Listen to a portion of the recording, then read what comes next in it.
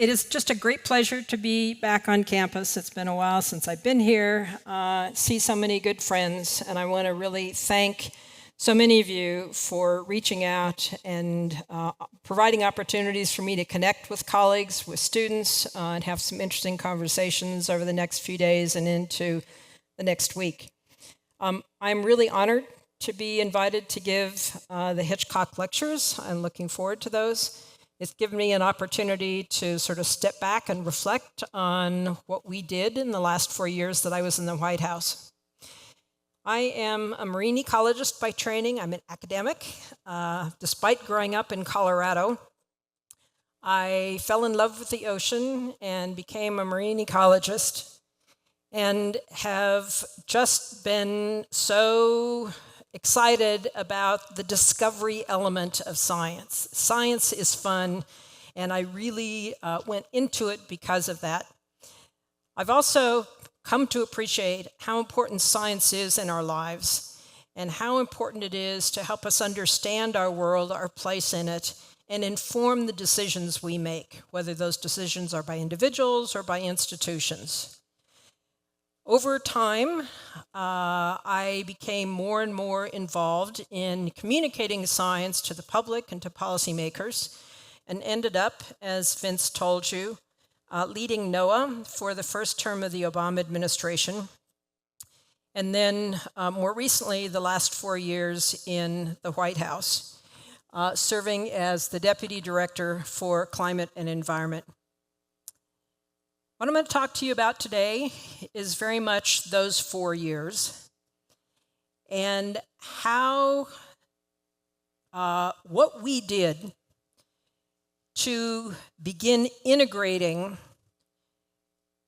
based on science, solutions to big challenges, including climate change, loss of biodiversity or nature, and inequity and inequality.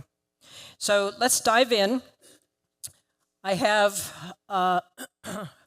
if this was a scientific paper, we'd start with an abstract. If we were doing a science communications thing, we'd start with key messages. But because this is a government talk, we're going to start with a government acronym, BLUF, bottom line up front. So this is your BLUF for today. These are the take-home messages. So the 3 challenges that I'm focusing on today are intimately interconnected. Instead of treating them as silos, it's quite possible to integrate solutions to them, and doing that can make for better outcomes. And doing so, the way we did it during the last 4 years, I believe really provides not only proof of concept, but models to emulate and a pathway forward that can now be taken up and combined with other integration opportunities and provide opportunities for us to continue the important work of tackling these challenges. Because despite the craziness and insanity that's underway in Washington, D.C. right now, the challenges loom large, and we can't not continue to make progress on them. The Office of Science and Technology Policy. This is obviously the White House. Here's the West Wing, seen here. And right here is the Eisenhower Executive Office building, which is where most of the people who work in the White House actually are located. There are hundreds of people, and they are in this really spectacular building. The mission of the Office of Science and Technology Policy is to really bring science into the policy conversations. And that is achieved both through the people who are in OSTP, as well as an external advisory committee called the President's Council of Advisors on Science and Technology Policy, in which Inez Fung and Saul Perlmutter from UC Berkeley have participated. But it also is led, the team that's at OSTP is led by a series of deputies, of which I was one. Your colleague, Deirdre Mulligan, led the tech team. Another colleague of ours led the energy team, and there were a number of teams in the building. So OSTP really focuses on science for policy as well as policy for science, and both of those are equally important. There are science champions, not only in the White House, starting at the top. President Biden was really excited about science. He loved to hear about science, and he always wanted to know, what does the science say about something? But throughout members of his cabinet, there was keen interest in science. And so in the administration, the last 4 years, as in some previous administrations, there's a real keen appetite for science and having decisions be informed by science. Now, because for the first time ever, OSTP in the Biden administration was a cabinet-level position, it actually had a lot more access and interaction with various members of the administration than previously. The president set a strong tone from the outset to base policies on science and evidence, to focus on scientific integrity and strengthen it, and that was true within the administration and as advised by PCAST. And then the teams within the Office of Science and Technology Policy focused on different topical areas. And so again, the one that I led was focused on climate and the environment. That team, the climate and environment team, was amazing. They were spectacular people, averaged about 25 people rotated through during for different periods of time, either coming from academia or from office agencies that would detail people over to the White House. We also partnered with a lot of other teams in the White House.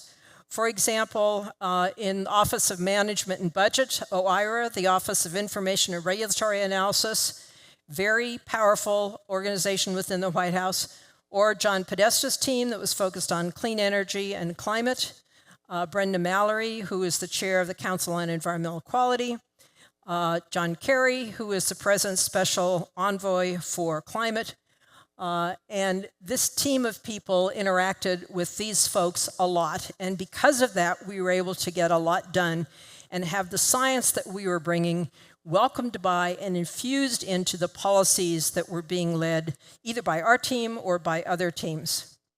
Our particular team, the Climate and Environment team, was really focused on a series of teams that were very porous. We had an ocean team, a nature team, a climate team, a polar, Indigenous engagement and knowledge, and environmental health and equity. I'm going to focus only on a subset of that today because we don't have time to talk about everything that we did. With that context, I want to focus on 3 interrelated challenges. You all know climate change is underway. It is a major threat to our way of life. So too is loss of biodiversity or nature. And so too is the increasing inequity and inequality, not only in the US, but throughout the world. Each of these challenges is often thought of as distinct. We know that climate change is causing more and more problems. I need not tell all of you that. It's pretty clear, pretty obvious. Less well known to many people is the significant loss of biodiversity. You see on this slide that the rates of increase in extinctions, extinctions are increasing very dramatically more recently. And we also know that these 3 affect one another. For example, nature loss exacerbates climate change. And in this particular figure, the loss of nature, for example, here as seen by overhunting of Brazilian tapirs, of green-billed toucans, black-faced tamarins, gray brocket deer. In this tropical forest, overhunting causes those species to disappear. They forage primarily on the very large fruits that fall to the ground, and those large fruits are produced primarily by trees that just happen to store a lot more carbon than do the trees that produce smaller fruits. And so the trees that produce these large fruits are really, really important to the climate system. And as populations of these large mammals decline, they no longer are dispersing large fruits. And so the abundance of the high carbon storage trees declines, and the forest is dominated by these softwood species. On the right-hand side, the softwood tree species that store less carbon are the ones that are dominant. So just one specific example of how nature loss and climate change are interconnected with one another, and there are hundreds of stories like this. So too is environmental justice connected with climate change and with nature loss. Climate change can increase natural disasters, and these natural disasters play out disproportionately to the people who have contributed the least to those problems.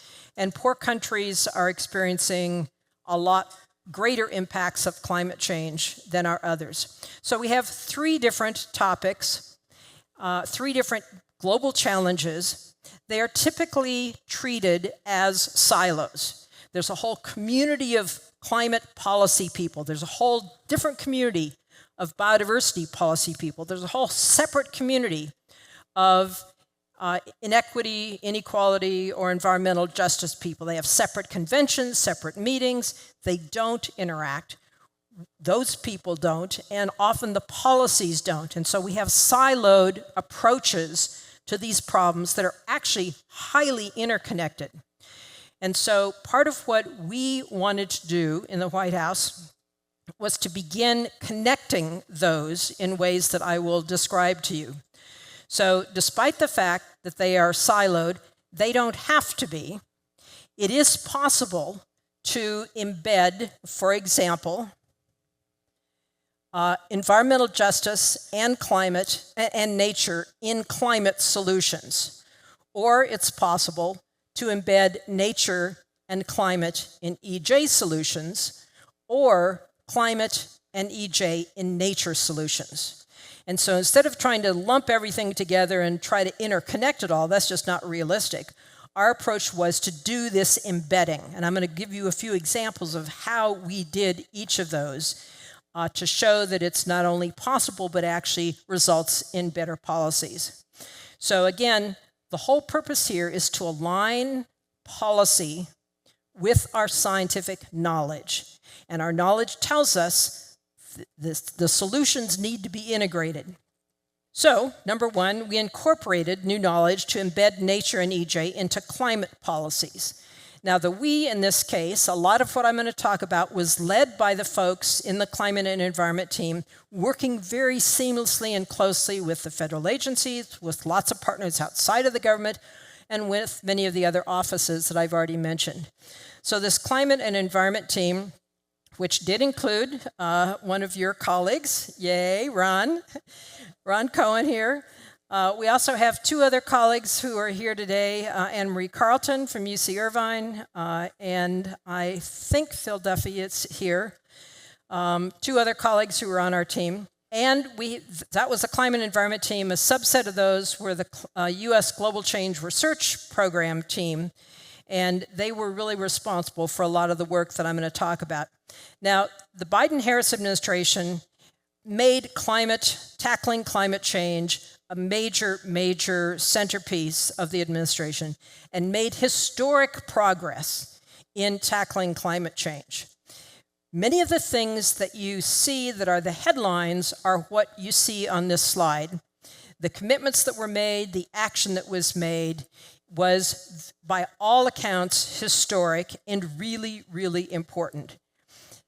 Most of that focused on the kinds of things that people think of when they hear climate solution, which is going to be technology, clean energy, and those are all there. but there's a lot more. This is the tip of the iceberg, and what I'm going to tell you about is what's below the tip of the iceberg, which is what makes it all work. So traditional climate policy really focuses on these kinds of things. It's focused on mitigation. It's focused on reducing emissions, technology-centric, focused on where we live and work and play on land, and it relies on EPA's inventory, which is an estimate of what the greenhouse gas concentrations are likely to be in the atmosphere. We brought a more holistic approach to climate policy, which is focused not only on mitigation, but also adaptation.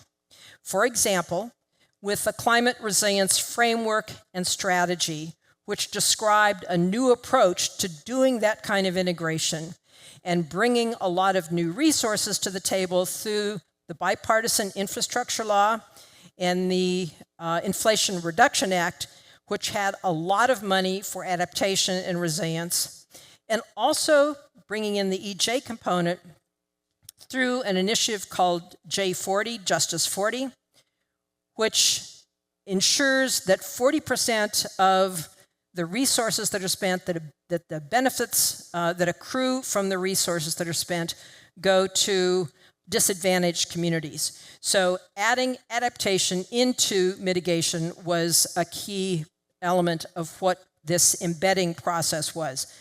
Another was to focus not just on reducing emissions, but the need for us to remove carbon from the atmosphere or from the ocean, which then in turn removes it from the atmosphere. And so an example of that is the recognition that to do this kind of carbon removal requires better understanding. And for the ocean in particular, we don't know enough to know which of the different multiple options there are for removing carbon dioxide from the ocean will actually work. And therefore, we identified what are the key, most important research priorities for marine CDR so that we can know more what's effective and what impact that is on the marine ecosystem. So both how long does it last and if it can be done safely. The people who were responsible for that, we had a marine CDR team that were working on that. Technology is critically important, but so too is working with nature. And we had a whole portfolio of activities on nature-based solutions. We created a roadmap for nature-based solutions that was announced at one of the climate COPs. We also created new rules that guide the agencies in making their decisions. Whenever agencies have to make a decision about spending money or resources, whenever they do anything, they have to do a benefit-cost analysis. And until the change that I'm going to describe to you is made, the rules specified that this benefit-cost analysis would be done in a way that we knew how to do 30 years ago. It had not been updated for 30 years.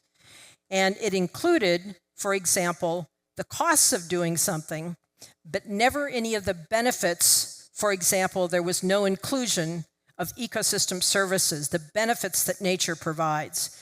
And so when an agency would have to make a decision, for example, about, let's say the Corps of Engineers was making a decision about what to do with the dredge spoils when it dredges the Mississippi River.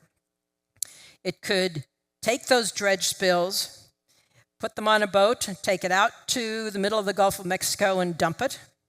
Or it could take it and put it right at the edge of the delta and help rebuild the delta that is disappearing. That benefit-cost analysis in the old days would say, take it out to the middle of the Gulf of Mexico and dump it there because that's the cheapest thing to do.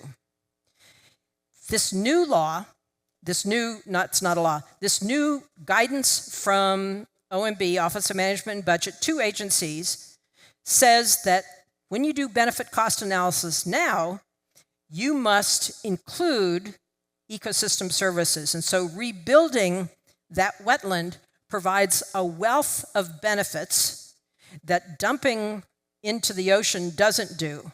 And so giving credit for ecosystem services allows a much more balanced approach to making federal decisions. So that's an example of aligning policy with current knowledge. And now we have the economic tools to value ecosystem services, which we didn't 10, 15, 20 years ago. And so, again, examples of updating policies based on current knowledge.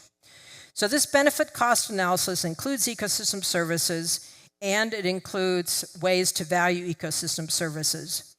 And then also much of the resources that were in these two major pieces of legislation include money for doing nature-based solutions. Land-based approaches, the ocean is also a huge solution to climate change, not just a victim of climate change. And in fact, our analyses suggested that there is no path to net zero that doesn't go through the ocean. And so a whole series of opportunities for ocean-based solutions were identified through an Ocean Climate Action Plan and the EJ component brought in through an ocean justice strategy, and also a new strategy that focuses on the kind of EJ data that we don't have now that we need. So that was a whole package of ocean activities.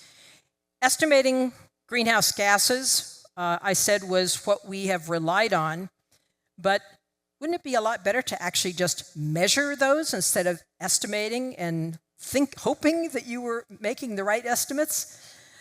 So that's what Ron Cohen was working on. He was brought in as the director of the office to oversee this integration across multiple agencies to actually do the measurements. So we have a measuring, monitoring, reporting, and verification strategy and implementation. So putting this all together, we have gone from the traditional climate policy over on the left to more holistic climate policy by adding a lot of components that should be there and that actually make the outcomes much better. And on the right, Biden-Harris administration examples of each of those. Not exhaustive, just examples. That in turn leads to more effective climate policy. In addition to embedding nature and EJ into the climate policies, they were both also more front and center in climate communications. And I'll give you two examples. One is the 5th National Climate Assessment, which was released in 2023, and it focuses on impacts of climate change, what kind of mitigation and adaptation are underway across the country. There's an atlas, so you can actually go and see your community and pull up climate information about your community. There's an art by climate juried competition that has spectacular art that if you haven't seen it, you should check out. And the whole thing was translated into Spanish to make it more accessible. Quite a few Berkeley folks participated and contributed in the National Climate Assessment. Thank you to you. There were nearly 500 authors of this National Climate Assessment, an additional 250 technical experts that contributed to it. So a huge, huge amount of effort. In addition to the National Climate Assessment, there are a whole suite of other climate services or data, information, and products about climate that enable communities or businesses to plan.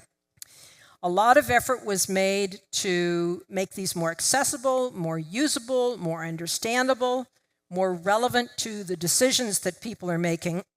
For example, by providing one-stop shopping through the Climate Mapping and Resilience and Adaptation, or CAMRA portal. So you don't need to know which agency has what kind of information. You go to one place, to this CAMRA portal, and you can find things. So one-stop shopping for climate services. There's a new tool that is still in progress, that is super exciting, which is called Climate Resilience Information System, or CRIS, that we hope will still be able to be done, but it provides much more timely, downscaled information from the big climate models that will be much more useful to people in ways that aren't available at present. So the result of this integration of nature and EJ into climate is climate outcomes. We have better solutions. So that's part one. The second example that I want to give you is incorporating new knowledge to enable us to embed climate and EJ into nature policies. And again, this is bringing policy, making it current by infusing new knowledge that comes from all of you and elsewhere around the country and the world. The nature team was largely responsible for a lot of this, and we worked with close colleagues in multiple other agencies. Seen on the left-hand side here are three of the individuals that led those offices or agencies. Secretary Raimondo of Commerce, and she is announcing one of the major cornerstone issues that we worked on, which was putting nature on the economic balance sheet of the country, or the natural capital accounting. In the middle here is Secretary Deb Haaland, Secretary of the Interior, and she's announcing the new effort to create a new assessment, the National Nature Assessment, for the first time ever, to take stock of nature in the country. And then at the bottom is Chair Brenda Mallory, head of the Council on Environmental Quality in the White House, and she is announcing the launching of a new effort to create nature-based solutions roadmap, which I already described to you. We work closely with John Podesta on a lot of this, and he totally understood the importance of nature to climate solutions, as did Ricky Revesz of OMB. And so that team, what I'm doing in showing you all these people is to emphasize that it's people that are doing this work, and that these are integrated efforts across all these different offices. So to achieve that integration focused on nature, we need to take a step back. When most people think about addressing the loss of biodiversity, how to stem the decline of biodiversity, those increased extinction rates that you saw in that graph, the focus that most people go to is protected areas. And the president ran on a pledge of protecting 30% of the lands in the ocean by 2030, so-called 30 by 30. Critically important are protected areas, but they alone are not going to stem the loss of biodiversity. We need other approaches in concert. So protected areas are critically important. They're necessary, but not sufficient. And so what we took was not a 30% approach, but a 100% approach, which says we really need to better understand the drivers of the loss of biodiversity, the loss of nature. So that's going to be habitat loss, it's overfishing and destructive fishing gear in the ocean, it's invasive species, it's climate change. Those are the major drivers on land and in the ocean. And we need to recognize what's at stake and connect the dots for people between loss of nature and human health, between loss of nature and the economy, or national security, or equity, or climate change. So how do we deal with that? Well, first and foremost, we started the long process, 15-year-long process, of putting nature on the economic balance sheet of the country. Now, if you look at the indicators that we have of the economy, it's jobs, GDP, inflation. We don't have any indicators that tell us how nature is doing. And yet, the economy depends ultimately on nature. But we don't have any signals. We don't have any economic signals of how it's changing. So we are in the process of creating natural capital accounts and associated environmental economic statistics that will talk seamlessly to the existing economic accounts. Now, we didn't figure out how to do GDP in a year or 2 years. It took 10 years to figure out how to measure GDP. So by extension, this is a little more complicated, although we know how to do it. And so the process that we designed is now we're moving along this process, and it continues today, of putting nature on the economic balance sheet of the country. There are 15 different accounts. They will tell us different things and give us the kind of information we need to plan. Secondly, we are including nature's benefits in the benefit cost analysis that federal agencies do, and I've already described that one to you. This is in very nerdy government speak. OMB Circular A4 and OMB Circular A94 are the two key pieces, the documents that tell agencies how to do their benefit cost analysis, and they now include this direction to include ecosystem services, how to value them, and they have other things critically important about discount rates and distributional analyses and other things. 3, recognize the importance of natural security, recognizing that nature affects national security. And so for the first time ever, the U.S.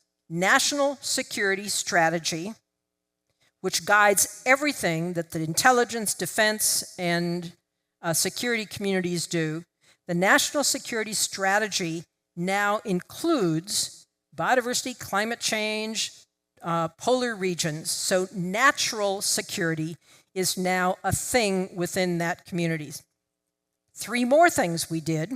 One is conduct or to initiate the National Nature Assessment, taking stock of the nature that we have in this country. How is it changing? What does it matter? How does it affect health? How does it affect the economy, et cetera? And what might be done? That process was 2 years along, 2 more years left, and it was stopped by the new administration. A group of people are picking up the pieces and figuring out how to keep it going. Of the 168 authors of that National Nature Assessment, only 20% were federal authors. Those folks may no longer work on it. They were given a stop work order, but the non-feds can continue. And some of those non-feds are some of your colleagues.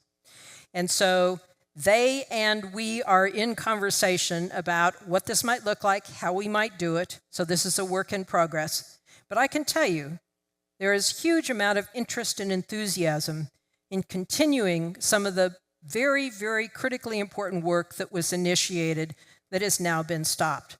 So take heart from the fact that people are not giving up and walking away, and that we will see how successful we are, but I'm very hopeful.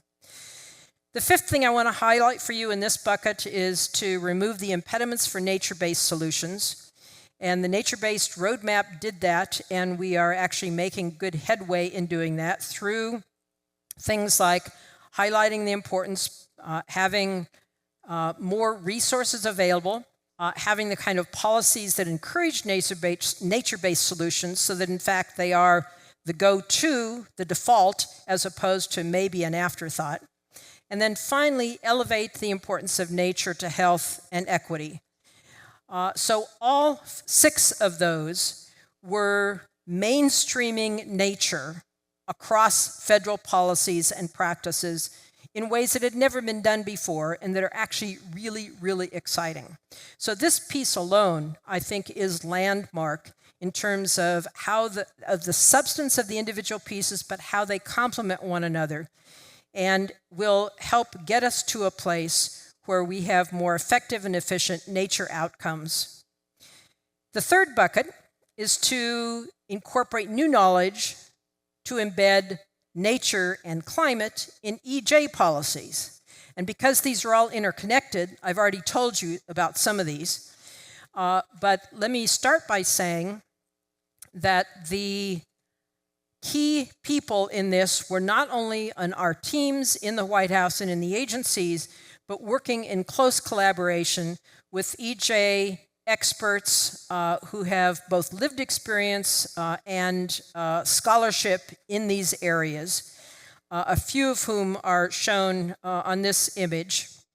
And this was the Rose Garden signing of where the president signed the executive order on environmental justice, with his signing on the left, and then just a shot from where I was sitting, looking over the heads of folks who were assembled there. So embedding climate and nature in EJ policies was very much done in this Justice 40 initiative, providing meaningful opportunities for people affected by policies to participate in decisions that impact their health and environment, for example, through the Ocean Justice Strategy, addressing significant gaps in information that we have and knowledge that we have that hinder decisions through this EJ Science, Data, and Research Plan, and recognizing and elevating the importance of indigenous knowledge. Federal agencies are required by law to make their decisions on science and evidence. The guidance that we issued from the White House instructs those agencies to also consider indigenous knowledge where it's relevant to decisions. And it spells out the process of engaging with indigenous knowledge holders and tribes and tribal entities in a way that is respectful, appropriate, and non-extractive. So I've talked about sort of 3 interconnected pathways for doing this embedding to have more holistic outcomes, more durable outcomes that work better for people, for the climate, for nature. We've integrated policy and action in ways that I think are historically ambitious, based in science, and designed to be sticky, to persist despite things that are happening. Now, I've mentioned a few that have been undone because they were noted in EOs. Other things continue.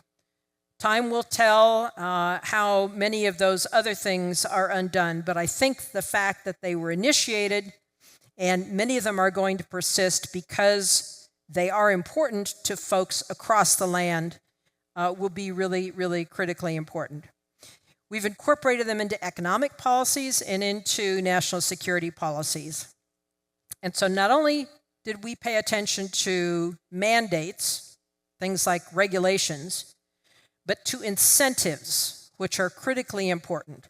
And you have seen in the Bipartisan Infrastructure Law and the Inflation Reduction Act, a lot of the incentives for new actions are what is really, I think, going to be durable, not just regs. So incentives and regs, carrots and sticks together, can be a powerful combination. And then significant new resources through the bill and IRA. And the end result, I think, has been, we have just begun to see the benefits of these. And so I hope some of those benefits will continue to play out and become obvious. As John Podesta has noted many, many times, as ambitious as all of this work is, it's not all that's needed. It's a down payment. And now we are forced with a situation where even that is increasingly challenging. And that makes it all the more important to recognize what has been done and to help keep much of it underway as much as possible. So bringing this to close to a close, I want to return to my bottom line up front and talk about how interconnected these 3 major global challenges are, the fact that we can integrate solutions to these, and I've shown you many examples, and that doing so really provides proof of concept. It is possible to do that integration. It's not just kind of arm waving. And it provides a roadmap and opportunities now to pass the baton from the federal government to states, from the federal government to community, from the federal government to religious organizations, to businesses. Because now is not the time to stop with this work. It needs to continue and it needs to accelerate. One example of that was the Pontifical Academy of Sciences, of which I am a member, and the Pontifical Academy of Social Sciences inform policies of the Vatican. Pope Francis is very respectful of science. He wants to know what science says, and he wants to make his decisions to be informed by science. And he is committed to this integration of climate and nature and EJ. And that's, it sort of speaks to him. And through a number of symposia that we've had over the years, this integration has become more and more embedded in what the Vatican is doing. And so last May, the Pope convened a summit entitled From Climate Crisis to Climate Resilience. And it focused not on what national governments are doing, but on what sub-national governments are doing. And so some of the people who were at the conference, for example, were mayors and governors. Your governor was there, as was the governor of Massachusetts, the governor of New York, and governors from dozens of other cities and other entities around the globe. Every inhabited continent had mayors and governors present at this meeting. It was so inspiring to see all of the work that is underway. I had no idea all the things that are being done, and it varies from one place to another. And if anyone is sort of down about how hard a lot of this is, we need only look to what is actually happening to be inspired and to get ideas about what else could be happening. And so the baton is being passed in our country now from the national government, from the federal government, to subnational governments, to states, to cities, but also to the private sector and to tribes around the country. Also at this Vatican summit, there was huge presence of young people with huge, great ideas, and a lot of indigenous leaders like Chief Fraioni of the Kaiopo people, the largest indigenous group in the Amazon. You can see your governor here and your Secretary of Natural Resources here. Here's the governor of Massachusetts. And this gentleman, Ram Ramanathan from UC San Diego, member of the Pontifical Academy, was the one who organized this, along with Cardinal Turkson, and Joachim, who is the president of the Pontifical Academy, and Sister Helen is the president of the Pontifical Academy of Social Sciences. That summit was so inspiring to everybody there that the group decided, and Ram again has been leading the charge, to organize a series of regional summits to inspire even more action and to have others see what is being done. And so a whole series of regional summits are happening, the first one of which was last week here in California, and it was hosted by the Governor's Office of Land Use and Climate Innovation, University of California, and the Pontifical Academy of Sciences and Social Sciences. And so this one was called Climate Resilience for California and Californians, CRC2. That included a number of your colleagues who were both helped with the planning. Dave is here. I don't know if Luis is here, but a number, yep, great, thank you. Glad you're here. Thank you for this. It was really, really great. And a number of your other colleagues. So a whole series of other regional events are happening. You can see some of the cities here where they are being planned, and this is all over in the period of the next year. So in wrapping up, I want you to feel inspired by not only what we did, but about how the time has come to pass the baton. And I remember that the first time the US withdrew from the Paris Agreement, which was announced that we would do so in 2017, mayors and governors around this country stood up and said, We are still in. Now what we're hearing is we can do this. Every fraction of a degree matters. Every species matters. Every person matters. And understanding that the urgency of this, understanding that time is wasting, understanding that there is momentum, I think now is the time for us to take that baton and run like the wind. This is a time for agency. This is a time for urgency. This is a time for hope. Yes, things are tough. Yes, things are challenging. Yes, there's new insanity that's announced every day about horrible stuff that's happening. But this is not the time to give up. This is a time for us to stand up, take that baton, and run like the wind. Thank you very much.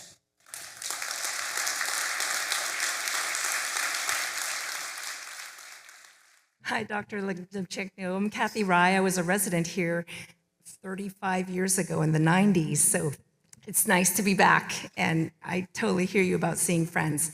The quick question is, we were very hopeful as young people when George Shultz came and talked about how James Baker promised Gorbachev that we will not expand NATO 1 inch past where it is now. But 14 countries later, and ballooning defense spending budgets, and the military does spew more than half the carbon ever, like more than industry, more than residences, more than commercial, more than the civilian.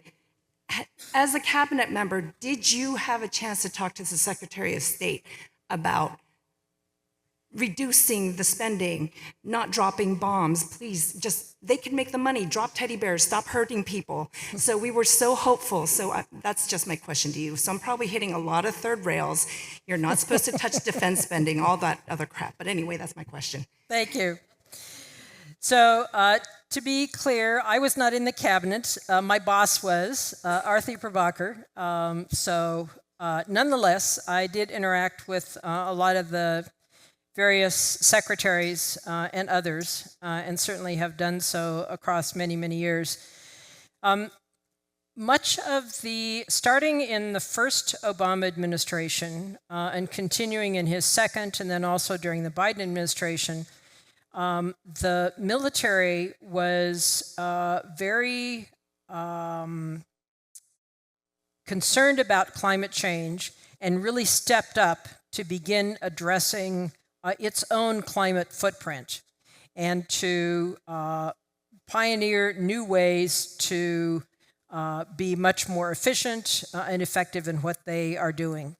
That's not addressing your question about the size of the budget or what else it's used for, but I think you should know that there is increased appreciation for the importance of climate change in the security world, in the defense world, and the need for them to be part of the solution, not just part of the problem. Thank you very much, Sean Claire. When I think about how we got into this situation, I think about society needing things and then having negative externalities to things like transportation, to things like energy production and industry, things that were anticipated or unanticipated, but which created disparities for people or greenhouse gas emissions and things. And when I think about some of the technological solutions to the climate crisis, I think the same thing is potentially at risk of happening, whether we're talking about ocean acidification or stratospheric ozone loss or disproportionate impacts to people from resource extraction to build batteries and things like that. So how do you think your kind of integrated framework can help us hopefully not make some of the same mistakes now that we made when we started the oil-based economy and things like that to do things that we needed to do? So lots of complications in a lot of what you talked about, right? Part of the goal of putting nature on the balance sheet is to do a better job of understanding consequences of action to things that we care about. And having more information to make some of those externalities appear on the balance sheet. And so that's not that you can put a number on everything, but having information where you can compare different choices is actually very valuable in making smarter decisions. Not that everything can be done that way, but that will help. So that's just a very specific example of how having a balance sheet that actually is complete, as opposed to just having one side, is an exciting new development that I think will help in addressing some of the problems that you've identified. Thank you. National Academy of Sciences issued a report recently, and it included what I perceive to be a positive outcome or a positive response on iron fertilization in the ocean for purposes of creating more food, sequestering carbon, and inequities, improving inequities around the globe. Have you had an opportunity to look at iron fertilization, and what do you, of the ocean, and what do you think about it right now? So part of what this issue is all about is recognizing that significant portions of the ocean are nutrient limited, oftentimes by nitrogen, and that by essentially dropping iron filings in those parts of the ocean, the idea was that you could stimulate the growth of the microscopic plants in the ocean. They would take up carbon dioxide from the atmosphere and would essentially, I'll make this simpler, and the end result would be sequestering some of that carbon into the deep sea. So the idea was that iron fertilization was proposed as a way to remove carbon from the ocean and therefore from the atmosphere. The Academy report that you referred to examined a whole series of different options for removing carbon from the ocean. Iron fertilization is one of them. Ocean alkalinity is another one. There are various ways that you can increase upwelling or increase downwelling. There are about 6 different commonly thought of possible approaches to carbon dioxide removal from the ocean. The reason that we started the Marine Carbon Dioxide Removal Research Priority Plan was explicitly because we said we don't know enough to know if any of these can be done safely or effectively. And iron fertilization is one of the ones about which there are very significant questions. We do know from a lot of experiments that have been done that it does stimulate short-term the growth of phytoplankton, but that you get different types of phytoplankton than you would get otherwise, and therefore you get different types of zooplankton and different types of fishes, and so there are ecosystem impacts that are difficult.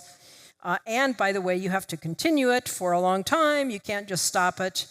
So there are a lot of questions about not only that, but all of the other ideas that people have about how might we remove carbon dioxide from the ocean. So the bottom line is, we don't know enough. We need more research, which is why the report that we produced said, here are the research priorities. Let's get the information so we can be smarter about making decisions before we do something that's really stupid. Hi, I'm Eric. I'm a PhD student here. One of the things that I'm struck by listening to you speak is your general tone of optimism. And I must admit that I, like many students and faculty members here at Berkeley, have been somewhat mired in, despair. Maybe that's the right word. This is a philosophical question. How do you find yourself remaining hopeful and optimistic in the times that we're going through today? It is really tough because, when you know a lot about something, you see how hard it is. And I get that. And I am just horrified by a lot of the things that are underway right now. I wouldn't want anybody to have any other impression. On the other hand, I've been around long enough that I have seen where sometimes when really challenging things happen, people stand up, which is what we're seeing now, and what we saw in the first time the current president was president. States and cities stood up and did all sorts of things that they hadn't done before, and they realized, okay, we've got the baton now, we've got to make stuff happen. The private sector stood up, they made good things happen. Yes, now is different. Yes, some of the challenges are even worse, but we can't not try, right? And so one of the things that we need to do is acknowledge that climate despair is real and not try to paper over that. It's daunting, but at the same time, there are things that we can do. And if you had gone to this CRC2 symposium that was last week, I was blown away by the amazing things that are happening in this state by so many different communities, by different universities, and students were involved in a lot of that.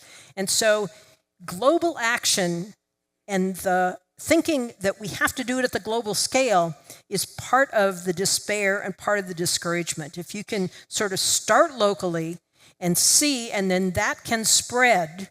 And you know, I think it's useful to know that social systems are as highly nonlinear as our biogeophysical systems. And so the question is, what is it going to take to get us to tipping points?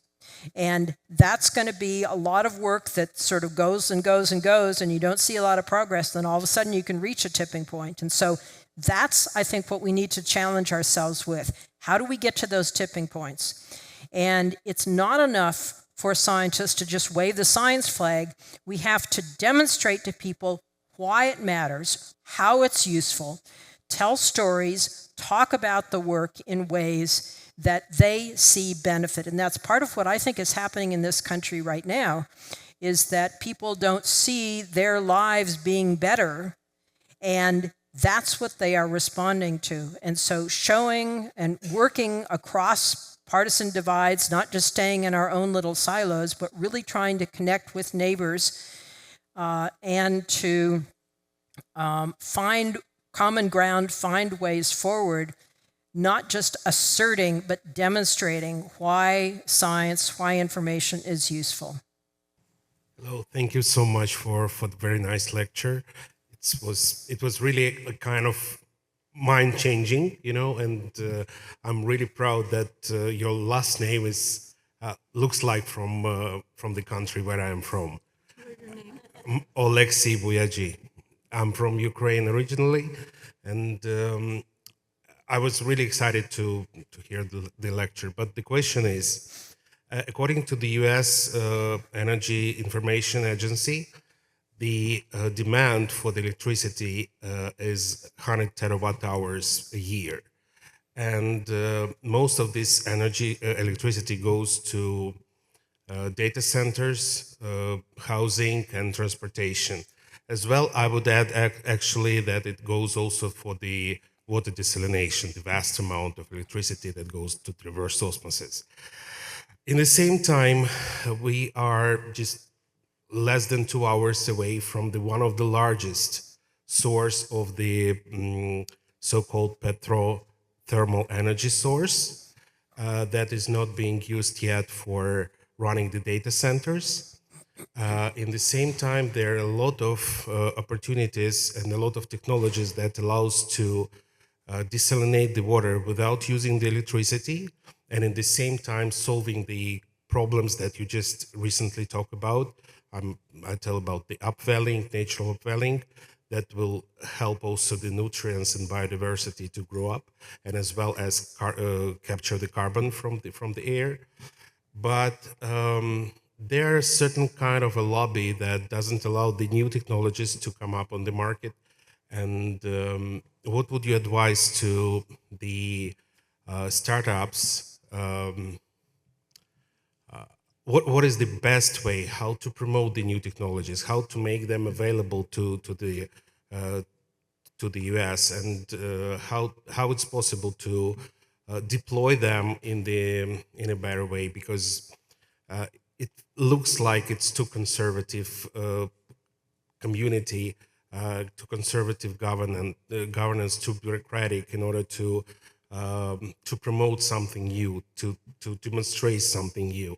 And it's always challenging for the young age startups to deliver something. Thank you. So I'm not sure I know enough about the specifics to offer any useful guidance. I do appreciate that new technologies are harder to get sort of underway. And that's tough regardless of where you are. That's tough around the world. And having the proof of concept is important.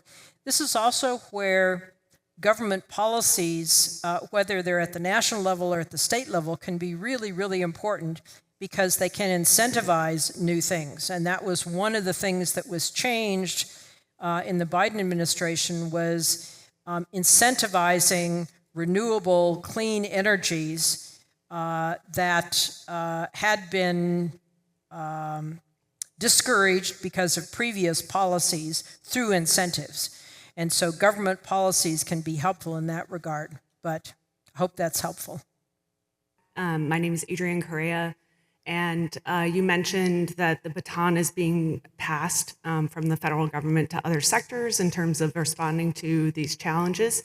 And I was just wondering if you have any specific suggestions for academic scientists or biologists who, in this baton passing, to make sure that they are plugged in so that scientific knowledge is aligning with policy quickly. Yep. Thanks for that question. It's really tough. There's so much that's happening so fast. You know, in the news, we hear all about, all the people being fired and policies being revoked. There is a ton that is underway that is responding to that, but it's hard to keep track of it. So I would highlight professional scientific societies who are really, especially the ones that are more politically savvy and active, as they are stepping up. They are providing. So a lot of, I sort of think about this in three buckets. One is protecting people, protecting programs, protecting data. And there are activities in all three of those arenas that are underway now. Some companies are stepping up, some philanthropies are stepping up, some institutions are stepping up. But I think for academic scientists, the professional scientific societies and NGOs that are science respectful are probably the best bet for, or any philanthropies that you happen to know and work with, because they're all saying, okay, what can we do? How can we help? They're all talking to each other. They're working and providing, there is a lot that's underway, and so you need a pathway to tap into that. Kate, do you have any suggestions for her? Come up to the microphone. Kate's living in this world right now. Sorry, can you sort of restate where you want me to jump in on all of the things? Yeah, what would you I'm advise? Kate, I'm happy to talk to you. This is Kate Wing. What would you advise to an academic scientist who wants to sort of know how can they get plugged into what's happening right now? In terms of response. Oh, in terms of response. So I would say there's two things, and I want to speak to your themes of agency, urgency, and hope. The first is, as you've said, there is this sense that things are very, very bad right now, and there's a lot of bad things going on that you have to think about. This is a long game. This is not just 4 years. This is rebuilding and reimagining things that we're going to have to build that took years to build, and that we need to take time to reimagine how to build them better and forward and in a more integrated way, like you were talking about. So I encourage a lot of people to take a breath and think about what they're really good at and dig into that vertical and figure out how they're going to use that to imagine the future, whether it's investing in startups or connecting with people in other disciplines and writing down and sharing those stories of the future we want to live into, because we need those stories. That's what's going to help sustain us moving forward. And I don't just mean, evocative stories. I mean like practical stories about how we are going to fund ocean observation for the next 20 years. The second thing I would say is that there are groups out there that are organizing. You are starting to see the professional scientific societies, AGUs, the AAAS groups out there starting to say, yes, we can't just sit by and let scientific expertise disappear from the public square. So that is a great place to get involved. And it's also a place that, frankly, I think those societies need to be pushed, because they have often said they are very reluctant to do activism, but now is a time where if science and evidence aren't at the table, then they aren't really here in American society right now. So if you are a member of those societies, if you're thinking of being a member of those societies, make sure that they're standing up for science and finding ways to stand up for science. And then if there are other more specific ways that you want to think about getting involved in, like data preservation or models or other types of activism, I'm happy to talk to people in the side frame. But just know that if you were part of the Stand Up for Science March here at Berkeley or anywhere else, you saw people standing up, and there are people who are going to keep standing up and finding new ways to stand up and say, knowing what goes on, understanding what goes on, and engaging based on evidence and science is important. And people are doing it, and we're going to keep doing it together. Thank you. Thank you for your talk and for your government service, and I really appreciate that you're speaking up for government workers and service that you did. State your name. My name's Michael Pittman. I'm a community member. I think I'll just ask the one question. It's kind of not something that you just talked about, but it's about the ocean. And I read the New York Times and science magazines and things like that. And over the years, one of the questions that I've been wondering about is how wise it is to mine the ocean for rare earth minerals. I heard that there's a big swath of the ocean in international waters that some startups perhaps would like to get their hands on. And I don't know how wise or good or bad that would be. And I just wondered if you had any thoughts on that. Thank you for your question. Thank you for your comments. Deep sea mining is being touted increasingly as the solution to a green transition by the mining companies that want to mine the minerals that are on the deep sea, either in crusts or nodules or other kinds of forms. I'm of the mind that we need more information to know whether it can be done safely and without harming the pretty amazing deep sea communities that are there. There's a lot of life down there. Every time people look, they find a whole bunch of things they didn't even know existed. And we should not be mining down there until we know that it is that we can do so in ways that aren't damaging. So that is, it's also super expensive. It's not really likely to happen soon, but there's a lot of talk about it.